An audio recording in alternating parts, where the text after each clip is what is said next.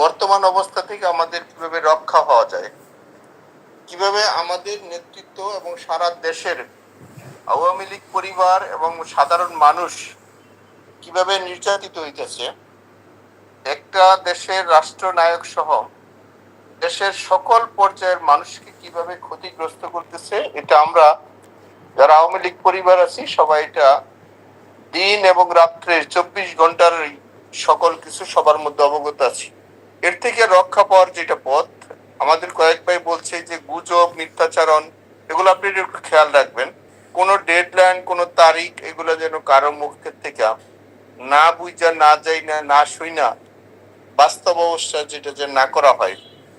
আওয়ামী লীগ একটা 77 বছর দল, প্রাচীনতম দল, যে সংগঠনটা একটা রাষ্ট্র মানুষের স্বাধীন সার্বভৌমত্ব একটা উপহার দিচ্ছে, সেখানে আমরা আমাদের সকলের এই কথাবার্তা এবং চলা সমঝোতার মধ্যে, সম্মানের মধ্যে হওয়া উচিত। এটা যেন আমরা সবাই খেয়াল রাখি, কারণ এই দেশটা আমাদের। কারণ যে শকুন রায় দেশ দখল করছে, সেটা থেকে রক্ষা পাওয়ার জন্যই আমাদের মধ্যে সেই শৃঙ্খলাটা থাকবে। বিপদ আল্লাহ দেয়, আল্লাহই রক্ষা করে। আমাদের ভুলটুটি জানা অজানার মধ্যে যেগুলো ছিল, ওগুলো আমরা সকলেই জানি। সেই হিসাবে আমাদের নেতা যিনি প্রধান, তাকে আমাদের দেশে কিভাবে আনা যায়, ওনার যতটুকু জ্ঞান বুদ্ধি এবং তার যতটুকু আল্লাহর কাছে চাওয়া পাওয়া আছে সেটা থাকবে, এবং আমাদের সকলের মধ্যে একটা ঐক্য এবং সাহস এবং সততার জায়গাটা থাকতে হবে। আজকে ধরুন আমরা এখানে কয়েকশো মানুষ একসাথে আসছি।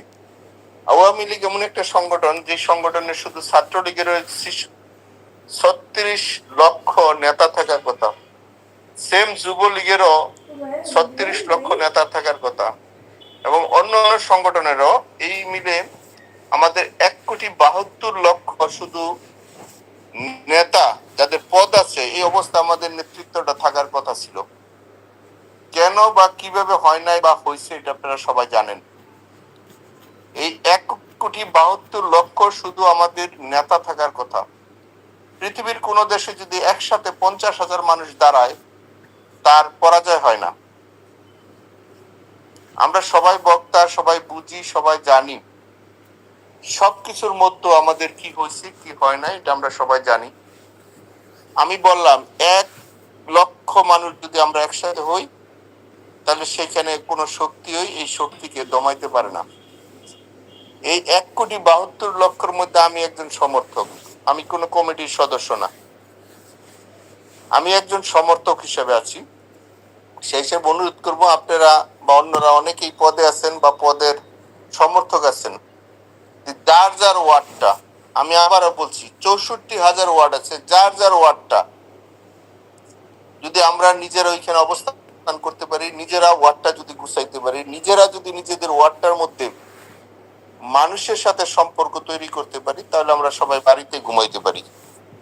অত্যন্ত দুঃখের বিষয়, আমরা সবাই কেন্দ্রীয় এবং আন্তর্জাতিক নেতা হয়েছি, আমাদের নিজের ওয়ার্ডের কেউ খবর জানি না। আমি একটু বাস্তব মানুষ, আমি অনেক কিছু বইলা ফেলাই। আমরা আমাদের নিজের ওয়ার্ডটা কেউ গুছাইতে পারি না। আমার ওয়ার্ডে তো আপনি কি অবস্থান করে দিবে না, বা আপনার ওয়ার্ডেও কিন্তু আমি অবস্থান করে দিব না। ওইখানে পক্ষের লোক থাক, বিপক্ষের লোক থাক, যার যার ভোট সেন্টার বা যার যার ওয়ার্ড যদি আমরা নিজের অবস্থান করতে পারি, তাইলেই সারা দেশে আমাদের একটা অবস্থান হয়ে যাবে। পৃথিবীর কোনো শক্তি গিয়ে কিন্তু আমাদের বাড়ির মধ্যে গুছাই দিবে না। সেই হিসেবে আমি বলছি যে এটা আমাদের নেতার কাজ, উনি এটা করছেন, আমাদের যে কাজটা সেটা আমরা করব। সেই জন্য প্রথম সবাই একটা ওয়াদা করেন, যার যার ওয়ার্ড, যার যার সেন্টারটা আমরা নিজের অবস্থান তৈরি করি। যার সাথে আলোচনা করে, যার সাথে পরামর্শ করলে, যার সাথে নিগোজিয়েশন করলে আমি আমার ওয়ার্ডে থাকতে পারবো, আমরা সেই অবস্থানটা তৈরি করি। আমাদের নেতার পক্ষে 24 ঘন্টা হয়তো বা সময় পাওয়া যাব, ওই 1 মাস, 2 মাস, 1 সপ্তাহ, 3 দিন আগে, 10 দিন আগে সেগুলা গল্প করে লাভ নাই।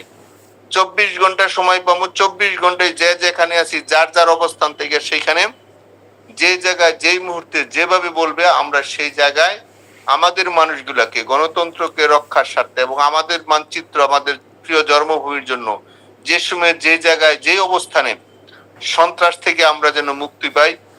এই যে দখলদার, এই যে আজকে একজন মার কোলের শিশু যেভাবে নিরাপদ থাকার কথা ছিল, সেই জায়গাটা কিন্তু নিরাপদ নাই। যেখানে ছোট ছোট মাসুম বাচ্চা নিরাপদ নাই, তাহলে সেখানে যুবক তরুণীরা, তরুণরা, বৃদ্ধরা, আমার বাচ্চা ছাড়া আমার ভাই বোনেরা কেউ নিরাপদ নাই। সেই জন্যই আমাদের সাথে আমি আপনাদেরকে বিনয়ের সাথে বলি, যারা আজকে এখানে আলোচনা শুনছেন, অন্তত আপনাদের কাছে অন্তত অনুভূতিটা আসুক, নিজের ওয়ার্ডে নিজের জায়গাটা নিজে কিভাবে রক্ষা করতে পারি। সেই জন্যই মানুষের সাথে সম্পর্কের বিকল্প কিছু নাই। শত্রু থাকবে, অপরাধীরা থাকবে, কিভাবে আমাদের টিমরা, আমরা আওয়ামী লীগ পরিবার, আমরা যেন একসাথে থাকতে পারি। এটা আমাদের দেশ, আমাদের প্রিয় শ্রদ্ধেয় নেতা যিনি আমাদের জাতির পিতা, এটা আমাদেরকে দিয়ে গেছেন 30 লক্ষ রক্তের শহীদের বিনিময়। এই মানচিত্র কুকুর শুকনে খাবে, এটা কোনোভাবে কেউ মেনে নিতে পারবে না। আজকে চোরের বিচার হচ্ছে না, আজকে খুনিদের বিচার হচ্ছে না, আজকে যারা দর্শন করছে তাদের বিচার হচ্ছে না, অথচ আওয়ামী লীগ এবং আমাদের নামে মিথ্যা মামলা, শত শত মামলা দিয়ে রাখছে আমাদেরকে। আমরা দেশের বাইরে ছিলাম, চিকিৎসার মধ্যে ছিলাম, সেইখানে আমাদেরকে বিভিন্ন 302 এর মৃত্যুদণ্ডর যেগুলো হয় সেই সব মামলা দিয়ে রাখছে। সারা দেশেই আওয়ামী লীগ পরিবার প্রত্যেকটা ওয়ার্ড থেকে শুরু করে এই 64,000 এলাকায় কিন্তু মানুষকে সবার এখানে আসামি করছে। সেই হিসাবে আমি একটু অনুরোধ করব, আপনারা যার যার ওয়ার্ডে একটা অবস্থান নেবেন। আমাদের এখানে নেত্রীর পক্ষ থেকে একটা ডিসিশন আসবে, আমরা যেন 24 ঘন্টায় আমাদের অবস্থানটা করতে পারি।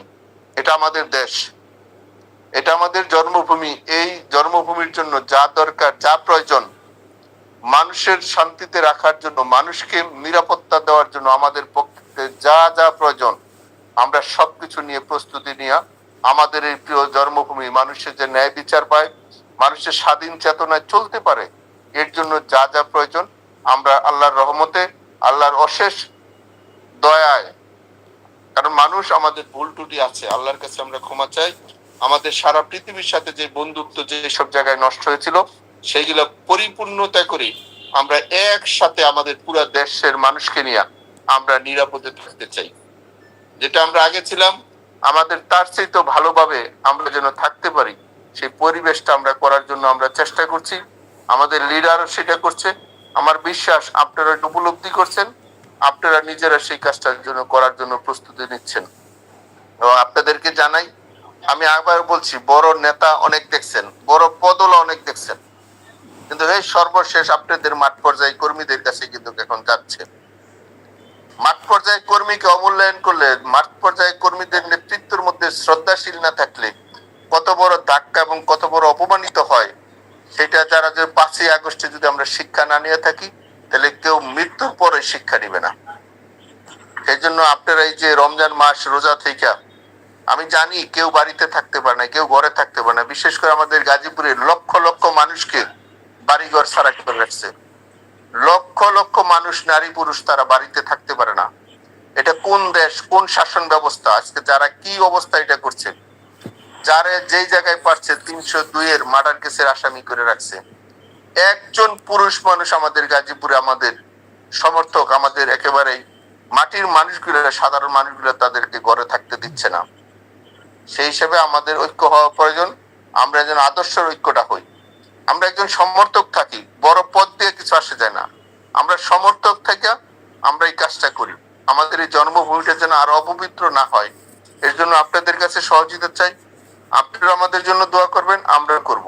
এই কষ্ট থেকে অবশ্যই অবশ্যই অবশ্যই আল্লাহ আমাদের মুক্ত করবে, এবং আমরা দেশবাসীকে নিয়ে, সবাইকে নিয়ে একসাথে আমরা কাজ করব, এবং আমাদের নেতা দিয়ে আমাদের ভবিষ্যৎ প্রজন্মরা যেন সবাই মিলে, আমরা কারো প্রতি প্রতিপক্ষ হতে চাই না, কারো হিংসাত্ব করতে চাই না, কিন্তু জন্মভূমি সবাইকে নিয়ে আমরা একসাথে থাকতে চাই।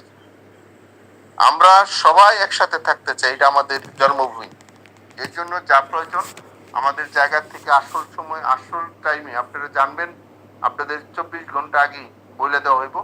যার যার অবস্থান থেকে যেখানে যে অবস্থায় যা বলবে সেটা দয়া করে আপনারা একটু পালন করবেন, এবং আপনারা খুব